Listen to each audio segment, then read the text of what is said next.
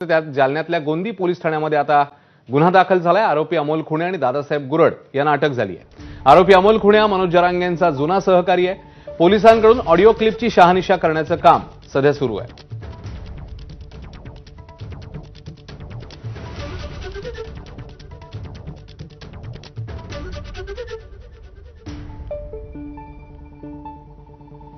तर मनोज जरांगेंनी धनंजय मुंडेंवर गंभीर आरोप केले। धनंजय मुंडेंनी माझ्या हत्येची सुपारी दिल्याचा आरोप जरांगेंनी केला। तर माझी आणि जरांगेंची नार्को टेस्ट करा अशी मागणीही धनंजय मुंडेंनी केली आहे। यावर जरांगेंनीही प्रत्युत्तर दिलं। नार्को टेस्टसाठी आपण तयार आहोत असं जरांगेंनी म्हटलं।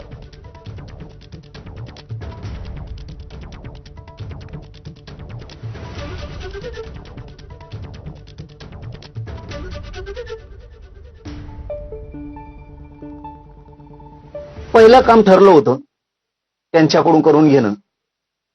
खोट्या रेकॉर्डिंग बनवा, खोटे व्हिडिओ बनवा, ते द्या, याच्यासाठी तो विषय चाललेला होता।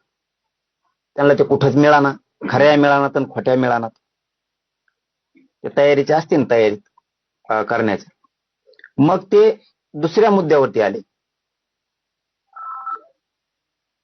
खूनच करून टाकायचा। मग तिसऱ्या मुद्द्यावरती आले की आपण गोळ्या देऊन किंवा ते औषध देऊन मग घातपात करू, असं ठरलंय। आजच्या या माध्यमातून, तुमच्या सर्वांच्या माध्यमातून मागणी आहे की या सर्व प्रकरणाची चौकशी ही आता महाराष्ट्र शासनानं नाही तर सीबीआयनीच केली पाहिजे। आणि याच्या पलीकडे जाऊन सांगतो, तर माझ्या मनात जरी असं पाप आलं असेल, कुणाला मारायचं, कुणाला थापड मारायची, की आणखीन कुणाला काही करायचं, तर माझी ब्रेन मॅपिंग करा। माझ्या ब्रेन मॅपिंग सोबत जरांगेची करा, जे आता आरोपी पकडलेत त्यांचीही करा, आणि ब्रेन मॅपिंग सोबत नार्को टेस्ट सुद्धा करा। कोर्टाची अडचण येत असेल तर मी स्वतः वकील लावून आरोपीची, जरांगेची आणि माझी कोर्टाकडून परवानगी घेऊन या ठिकाणी ब्रेन मॅपिंग आणि नार्कोची टेस्ट एकदा करू, म्हणजे लक्षात येईल खरं काय खोटं काय। तो नार्को टेस्ट करा म्हणतो ना, सगळ्यात आधी मी तयार आहे। मी कोर्टात अर्ज करणार आहे उद्या, नार्को टेस्ट करा म्हणून। होऊन दे दूध का दूध, पाणी का पाणी। उद्या मीच अर्ज करणार, गृह मंत्रालयाला करणार, आमच्या एसपी साहेबाला सांगणार, कलेक्टर साहेबाला सांगणार, कोर्टात पण जाणार। सगळ्यात अगोदर मी तयार आहे नार्को टेस्टला।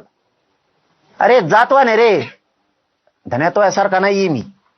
मी जातवान आहे, आरोप नाही करत। माझ्या उभ्या जीवनात मी आरोप नाही केला। भाषणं झाली असतील, ते होत असतं, जात असत, पण असे खुनापर्यंतचे आरोप, घातपात करण्यापर्यंतचे आरोप मी नाही करू शकत।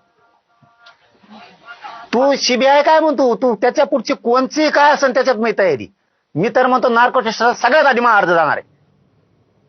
बातमी बेळगावात नाही येते। बेळगावात ऊस आंदोलन चिघळलंय। ऊस आंदोलनाला हिंसक वळण लागलेलं आहे। आंदोलकांची हाततार्गी टोलनाका